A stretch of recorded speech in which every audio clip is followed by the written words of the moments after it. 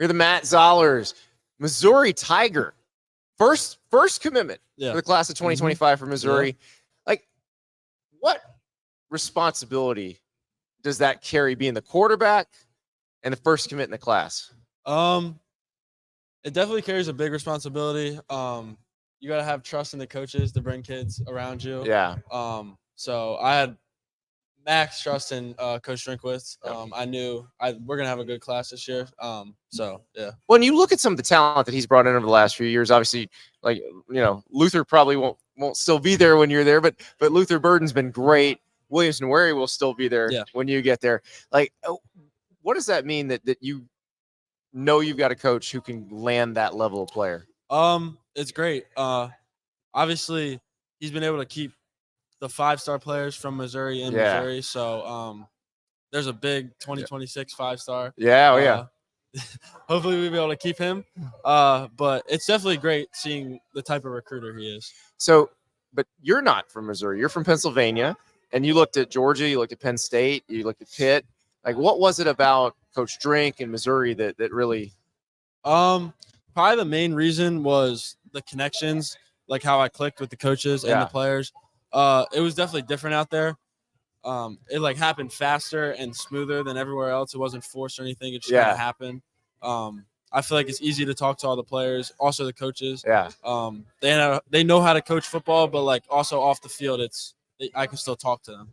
Drink seems like he'd be fun one to play for. Is he? Yeah. How often is he texting you every day? He probably texts me 2-3 times a week, like not just like text, but like have conversations. 2-3 times a week. He's a very energetic guy. Yeah. So that's the type does of he tell you, hey, like when you're coming to this thing, hey, tell these guys about Missouri?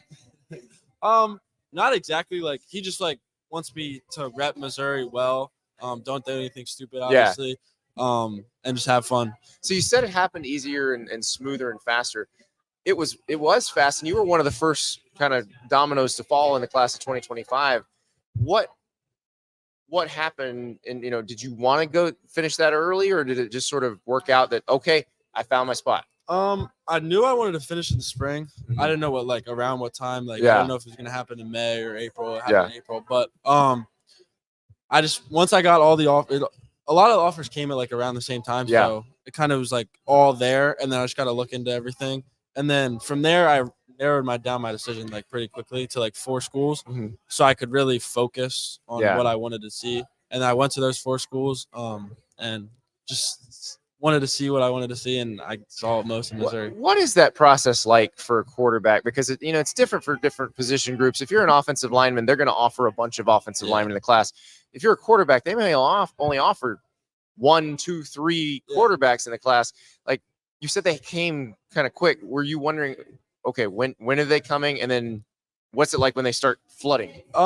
So my recruitment, I feel like, was pretty different than everyone else's. Yeah. I think I only had 8 offers when my junior season ended. Right. And then I got 1 in the beginning of January, and then it started to pick up. Yeah. So it was obviously different. It was late. It happened pretty late. What do you think changed? Was it they got your junior film and just got a chance to dive into it? I feel like everyone got to watch it once the college football season was over. So I feel like that's like what changed everything, because people weren't as focused on the out-of-state guys like during the season. Yeah. And most of my offers were like from the area, like around a certain area. And what do you think? Could you tell during that season? Okay, I'm playing really well. If people see this, like, they're gonna know. I'd say I've started to notice after it was the 3rd game. Our first 4 games of our schedule are out of league. So probably by the 3rd game, I've kind of realized like, oh, I'm gonna have a good season. Yeah. That was probably like the best game I've ever played. I think I had like 500 yards and like 9 touchdowns or something like that. But yeah, probably. You get tired throwing 9 touchdown passes? Like, you just like, coach, I think I may be done here. It actually only happened in 3 quarters. It was a lightning. Like, oh Jesus! So they're like, let's go home. Yeah. We stopped at it was like 63-20 or something. Wow. But it was fun. That was the best game I've. That's gonna feel like playing 7-on-7 after a little while. Yeah, it was definitely like, it was almost like repetitive. You just go back out there. So, how excited are you to play in this offense? Because obviously Drink's got a pretty creative offense. You've seen what they've been able to do with Brady Cook. I've already started to look at their offense. With the assistant quarterback coach, we Zoom once every 2 weeks now, so it's not like overwhelming with my playbook here at high school. But it's definitely a great offense to be in. And it's also good that it's Coach Drinkwitz's offense. Coach Moore is he's a really good offensive coordinator, and I think he has a chance to go be a head coach somewhere. But I have faith in Coach Drinkwitz to hire a new offensive coordinator, and it's not like I'm going to have to learn a new offense. So being from the other side of the country, is Missouri somebody who would have been on your radar if they hadn't had such a great season last year? You know, would the force of Coach Drink's personality probably gotten them on the list anyway? Yeah, definitely. So, it obviously helped that they had a good season. And I think they're going to have a good season next year. Obviously, returning most of the schedule too. Yeah. But the main thing was Coach Drinkwitz and Coach Moore. So you're here. You're with a bunch of the best prospects in the country. Some of them committed like you, some of them not.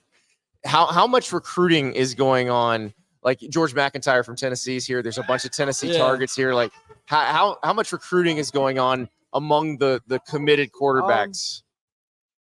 It honestly just depends. Like what type of players are here. I feel like there's not many that have Missouri in like their top schools. There's I think off the top of my head I know one or two. Okay. Michael Fasusi, but he's not here yet. He's coming tomorrow. Yeah. But obviously like Tennessee, there's a lot of people. Texas. Yeah. Georgia's got to be pretty busy. Like Russ Underwood, I think has to be pretty busy. There's a lot of LSU targets here. So it's interesting. Like how much do you find yourself recruiting for this class and for 26? I try to check in. It's not like I don't want to bother the kids, but I try to check in with them like every once in a while. Just to like see how they're feeling, what their thoughts are and stuff. But I think I feel pretty good on some 3 receivers. There's 3 receivers that are going to the same weekend. The OV, I'm going to be there, so I feel nice that we should be able to get at least 2 of them. So when somebody commits for your class, who gets more excited, you or Drink? Probably equal. It's every time someone commits, it's a great feeling, especially when Jack Lang committed. Oh yeah. So and I know that some of our recruiting guys asked you this today. Like, have other schools kept calling? So it's not like they're not trying to bother me. Yeah. But they're just kind of checking in just so in case. Just in case. Okay. Like, yeah. They just want to be there, like if something. But you and Drink are partners in this. Yeah. That's right. I'm sure he relies on you quite a bit for these next couple of years of recruiting classes. Yeah. But what's it like knowing you can help decide who you get to play with? What your team's going to look like? It's honestly really cool because like it's almost like you're in Madden, you get to pick your team. That is awesome. Hey, they got the new college football game coming out, so you can recruit your team now. But but it's definitely cool. Yeah. Like helping get the guys that you want to play with. So. Yeah. Well, congratulations on getting it all done, finding the place that fits you right, and good luck. Thank you. Thank you. Awesome. Thank you so much for watching. Just a reminder, subscribe to this channel right here so you never miss an episode of Andy Staples on 3. And oh, by the way, watch all the other great videos on the On3 Sports YouTube channel.